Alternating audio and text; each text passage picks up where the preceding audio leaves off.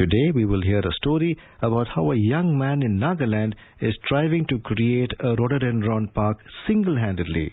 In our heritage section, we will head over to a remote village in Manipur where people have a legacy of preparing terracotta pottery.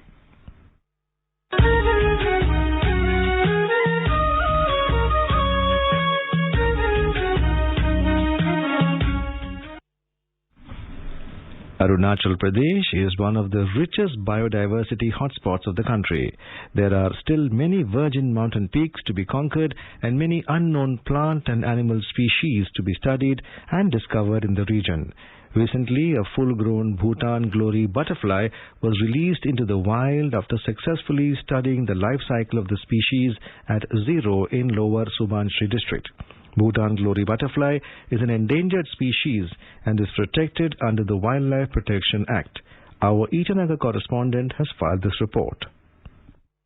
In Arunachal Pradesh, two nature enthusiasts, Dr. Joram Khope, a pathologist by profession at Gyati Taka General Hospital Zero, and a tour operator, Coach Mama, jointly made a full life cycle study of the Bhutan glory butterfly at Zero. This is perhaps believed to be the first study of such kind on the species made in India. Dr. Joram Khope says the effort is to successfully conserve the endangered species, but to do so, it was very important to know its life cycle and the characteristics of the butterfly. He informed that the Bhutan glory eggs were relocated from Tale Wildlife Sanctuary to Zero for the research purpose.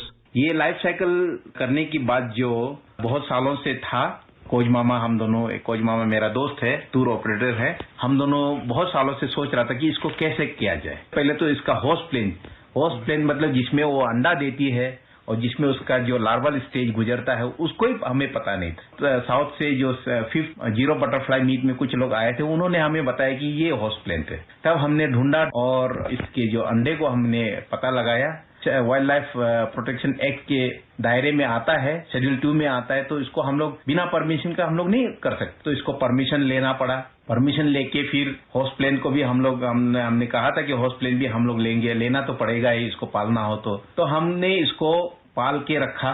बहुत दिन तक हमने 2 साल तक इसके ऊपर study की कि ये क्या खाता है, क्योंकि किसी को पालना हो तो क्या खाता है, कब जन्म लेता है, क्या खाता है, क्या इसका बिहेवियर है, उसको जानना जरूरी। तो ये सब नहीं जानोगे तो आप उसको और प्रोपोगेट भी नहीं कर पाओगे। तो इसलिए हमने उसको 2 साल लगाया, बहुत मेहनत लगी, क्योंकि इसकी जो लाइफ साइकिल जो है 9 महीने से 11 महीने तक लगता है, आदमी से भी ज्यादा। तो बीच में कभी भी ये मर जाता है तो बहुत केयर करना पड़ा। तो हमने 2 सालों में की लाइफ साइकिल और इसका जो भी बिहेवियर जो होता है, कैसे खाता है, कब सोता है, कैसे स्टेज से गुजरता है, उनको हमने नोट करके इस साल जो है हमें कामयाबी मिली। Rare and endangered, the Bhutan glory butterfly is a species of the swallowtail butterfly of the Papilionidae family and was discovered in 1868 by Dr. R. Liddell of the Bengal Army. It is protected in India under Schedule 2 of the Wildlife Protection Act, 1972. For Doris Diary, this is Rakesh Tole, Air News, Itanagar.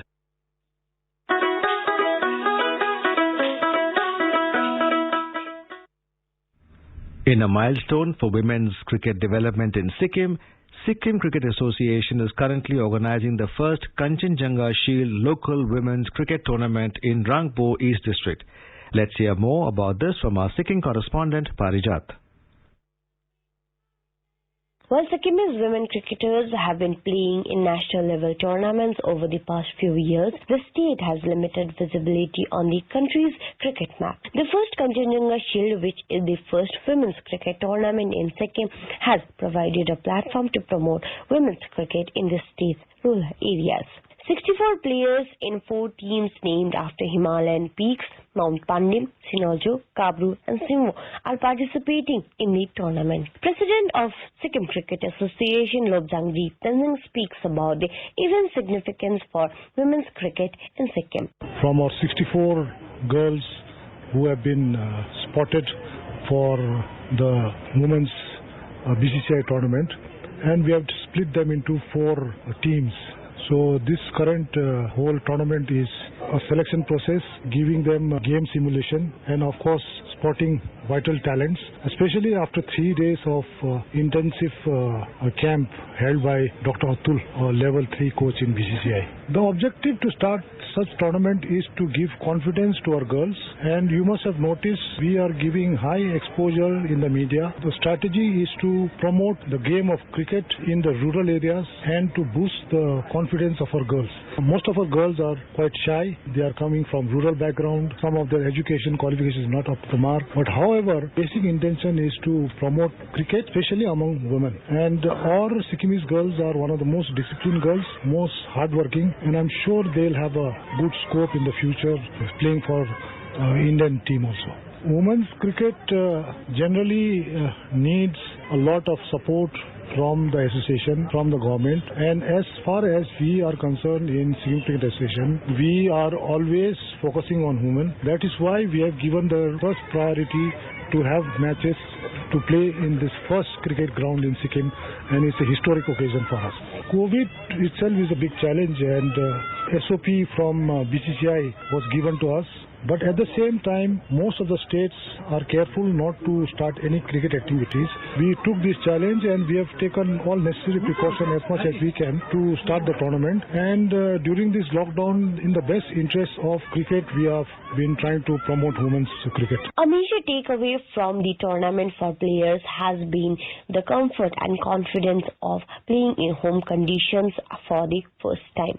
The newly restructured Sikkim Cricket Ground is likely to host key tournaments including the Ranji Trophy in the future. To take forward efforts to promote women's cricket, Sikkim Cricket Association plans to partner with schools and other institutions to develop cricket at the grassroots level and make the tournament an annual affair. With Saikat Sarkar, this is Parijat Sharma for Northeast Diary from AIR News, Sikkim.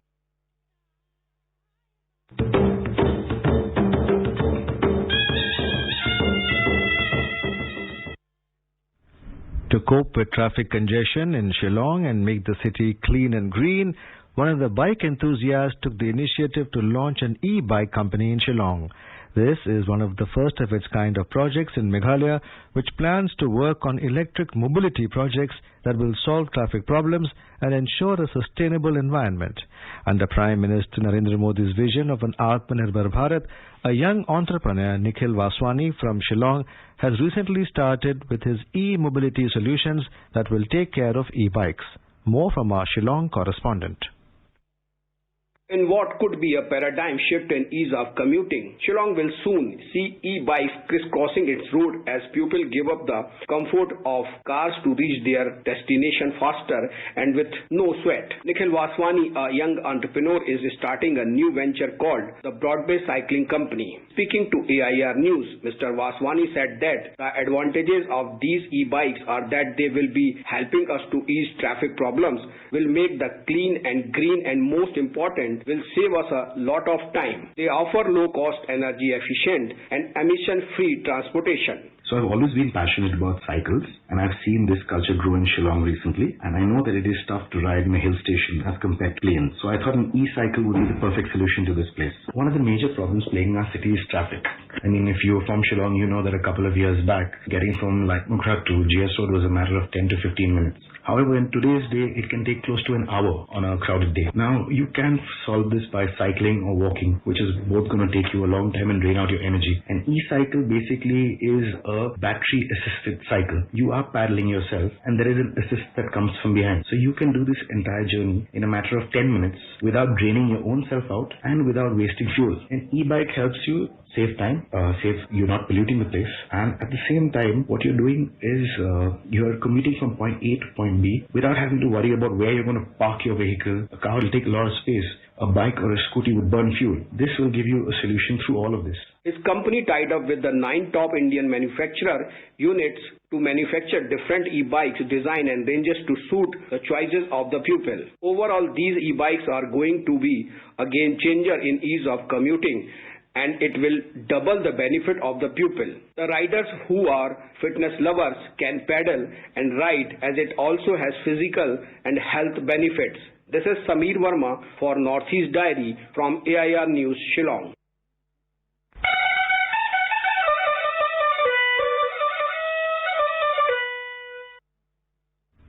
In Assam, the Bongaigaon district administration has taken a slew of measures for green energy. Talking to AIR, Deputy Commissioner Dr. M.S. Lakshmipriya said that the project Puhar is being implemented in the district to attain green Bongaigaon. Our Guwahati correspondent Manas Pratim Sharma gives us the details. Under the project Puhar, 1,000 solar street lights are being installed at Bongaigaon district in Assam with the help of Indian Oil Corporation Limited under their CSR initiative. 500 street lights have already been installed in the district and remaining are to be completed soon.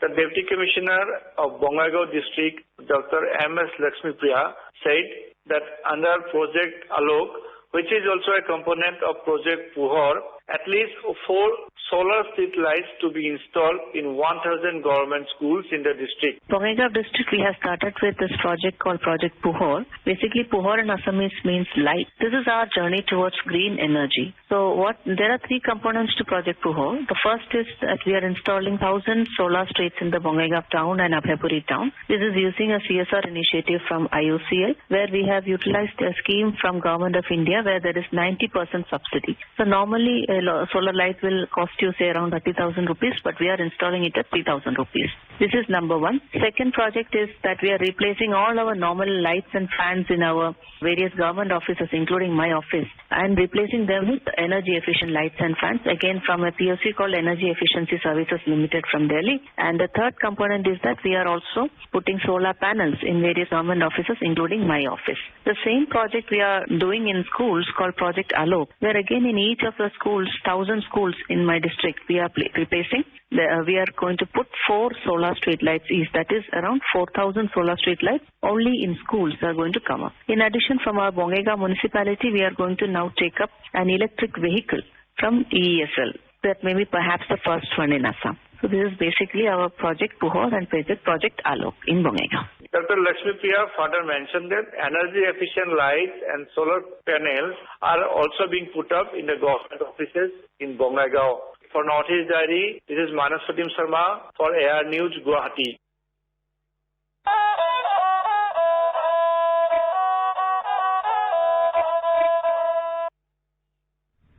Tripura has adopted sex-sorted artificial insemination of cattle to hike milk yield in place of conventional artificial insemination to make the state more self-sufficient in terms of milk production. State Chief Minister Biplab Kumar Dev had launched a massive drive of the scheme recently. Our Agartala correspondent Reena has a report on this. The state has a target to increase the milk yielding production by 1.56 lakh through sex-sorted semen straws in the 3 financial years ending at 2022-23. On launching of the drive, Chief Minister Dev said the scheme will have a multi-pronged impact on the state economy as it will not only increase the number of female calves but will also enhance the state's milk production. He said the state's economy will witness a radical change with this project, and this scheme will bring a revolution in the dairy sector in the state, helping a huge number of the population achieving self-reliance. Speaking on the project, ARDD Director K. Sasi Kumar told AIR News that this was the first time such a program had been launched on a massive scale in the eastern quarter of the country. But this new technology, sex-sorted semen technology, when you inseminate the cow with this sexed semen, then the chances of a female cow being born is now more than 90%. So that is the specialty. So when you have 90+ percentage of chance to get a female calf, then if you are going to get say 1 lakh calf in the next 2 years or so, it means you are going to add 1 lakh female cow population to the state. So all these cows are also going to be hybrid cows. So this will directly influence the milk production in the state. According to the official figure, the government has identified altogether 165,000 cows for insemination spread in 23 blocks and urban civic bodies. The number of doses that will be administered on the cows has been fixed to 3,12,000, and the government has to bear an expenditure of rupees 16 crore 19 lakh and 43,000. For Northeast Diary, this is Reena Nongmaitham from AIR News, Agartala.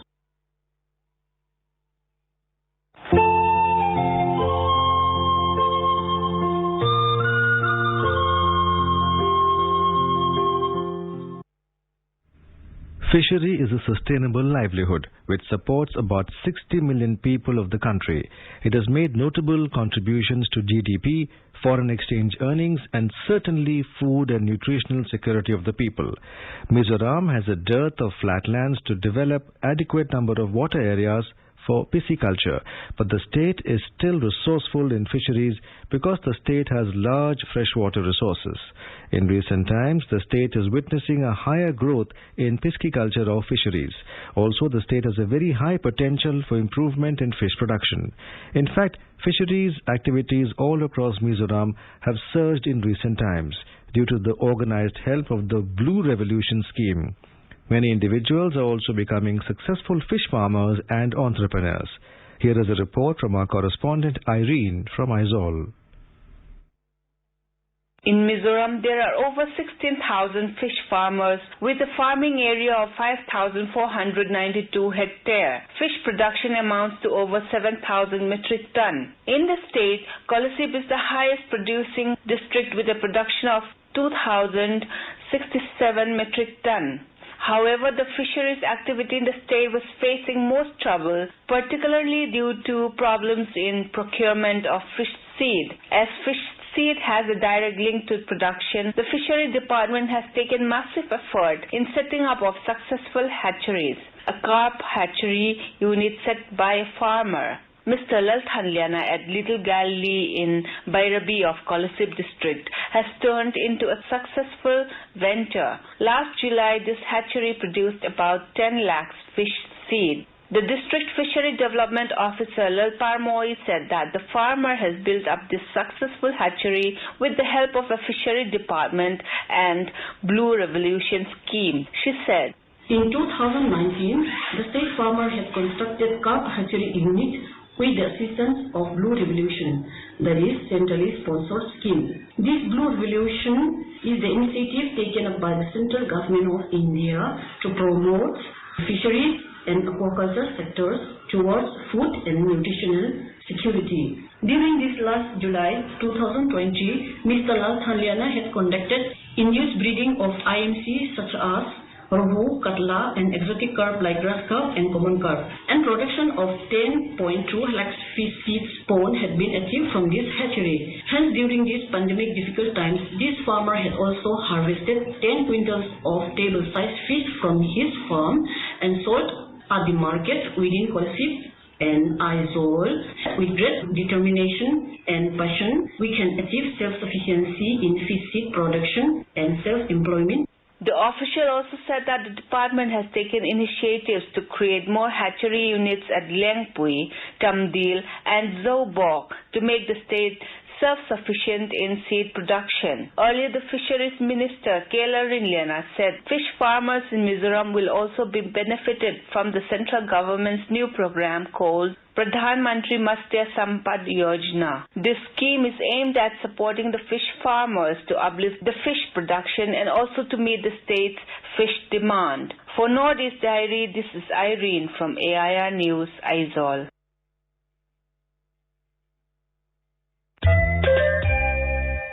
चलो मिलकर एक शुरुआत करें, चलो एक फैसला आज करें, मास्क नहीं तो टोकेंगे, कोरोना को रोकेंगे, चलो एक इरादा करते हैं, चलो खुद से वादा करते हैं, मास्क नहीं तो टोकेंगे, कोरोना को रोकेंगे.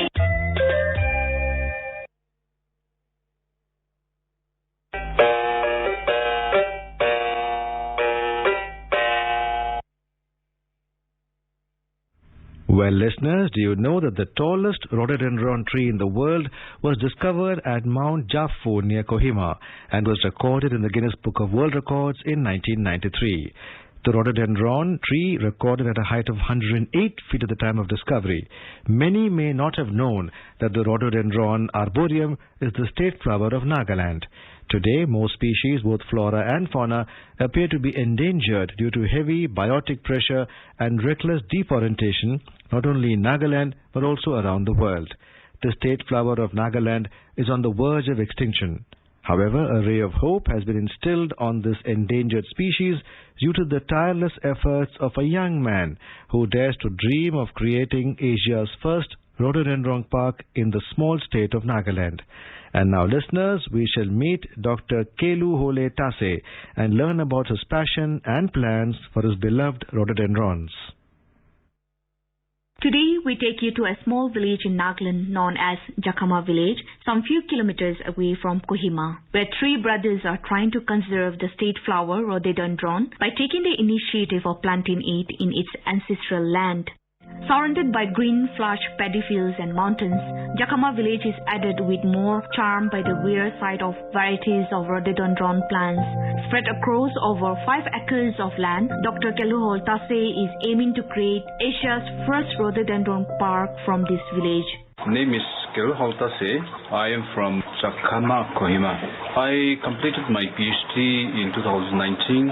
I have served as an assistant professor, vice principal and coordinator of Cross College and St. Joseph College, Jakama. I quit my academic career to preserve rhododendron trees. Dr. Kelu Hole Tase's love for rhododendron can be traced back to his younger days, where he accompanied his parents to the potato fields that lies along the path to Zuku Valley and witnessed a riot of colors along the way. While he went on to become a professor of philosophy, today he is back to the beautiful flower that he grew up around.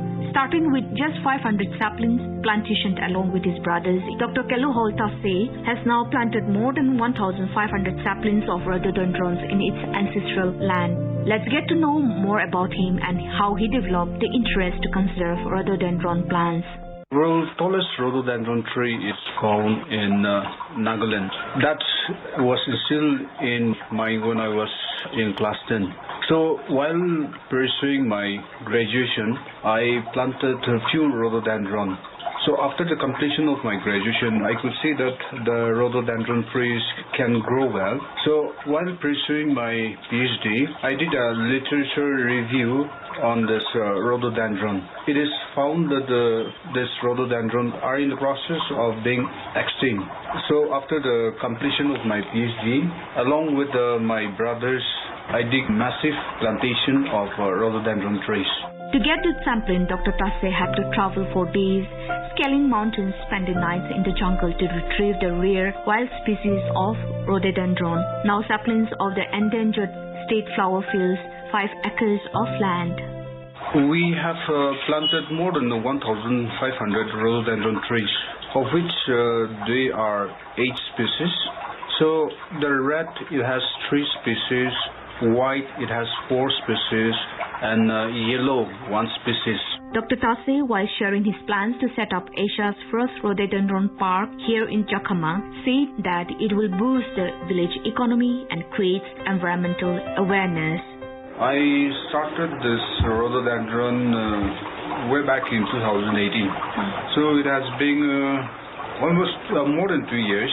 And the mission of rhododendron is to preserve rhododendron trees. Our vision is to be Asia's first rhododendron park. Now the park, it covers an area of 5.3 acres of land. The park, this is beautified by different species of wild orchids. Now the main reason for starting up this park is, if we look into the tourism sector of Nagaland, we have a lot of opportunities where it will boost the economy of the state. Now there has been a lot of unemployment problems, so taking up a venture of this, if it goes well, it can employ 10 to 15 people. So I take this as a entrepreneurship. It is located in a rural area. Now if we talk about the development of the economy, we should focus on rural. Setting up of this rhododendron park here in Jakama, it will boost the village economy.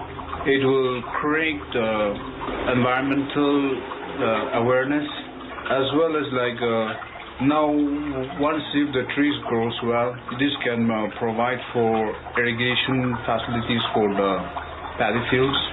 So talking about this rhododendron park, it will not only add the scenic beauty of the village, but it will also provide the livelihood of the people here. Truly, charity begins at home, and that is exactly what Dr. Tase has done by instilling the habit of plantation within his family members. We have not carried out any campaign, but I believe in the saying that charity begins at home. So I have instilled this planting of trees habit within my family. So now I first started planting some rhododendrons. Then my brothers came along. Now the whole family, we have come together, and then we have planted more than 1,500. So in the coming years, if opportunity arises, we have so many educational institutions, the college students and then the school students. So we will be happy to campaign for this. But right now, I'm concentrating it on my family, so we are beginning on that. Well, today around 15 family members of Dr. Tase have joined him in maintaining the park. Despite facing numerous challenges, Dr. Tase believes in his idea has brought him so far and nears to achieve his dreams of setting up the Asia's first rhododendron park. In Manipur, there is a village in a remote part of the state which has a legacy of practicing pottery from time immemorial. We have a report on it from J.J. Thokchom, our Imphal correspondent.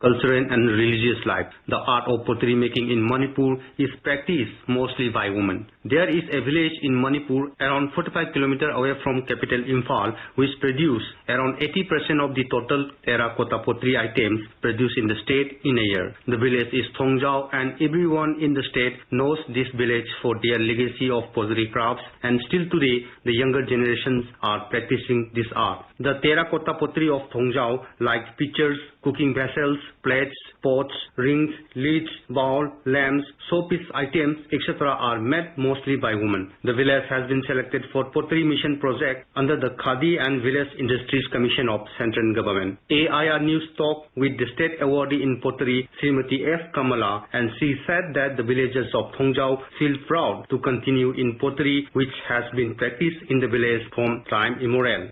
She completed her M.Tech and followed the footsteps of their forefather. I'm Samjita Kamala Devi of Thongjau Mayalekai. It's very closely related with the tradition and cultural with the society of our Manipuri. From childhood, not only myself, our family involved help my mom and my grandmother. Nowadays, main source of economy is pottery craft. By using some new technologies, we can bring this high quality. If the quality is maintained for marketing, it will not problem to us. Because the foreigners, tourists come at our village, they like so much. We don't have knowledge of packaging, so this is the main problem. And to maintain the quality of the pots also. And furthermore, it is from birth to death, pots are necessary. The pottery items are eco-friendly, thus good for health. Although the world has changed a lot and advanced, the pottery arts still stands firmly and close to our day-to-day lives. J.J. Thokchom from Imphal for AIR News Northeast Diary. Before we end, here are some interesting facts about the Northeast. Did you know that Assam holds an annual fair called Jombil Mela, where people barter goods and the transactions are thus completely cashless? With that, we have come to the end of this edition of Northeast Diary. Do join us next week to hear more stories from this enchanting part of India. Bye-bye.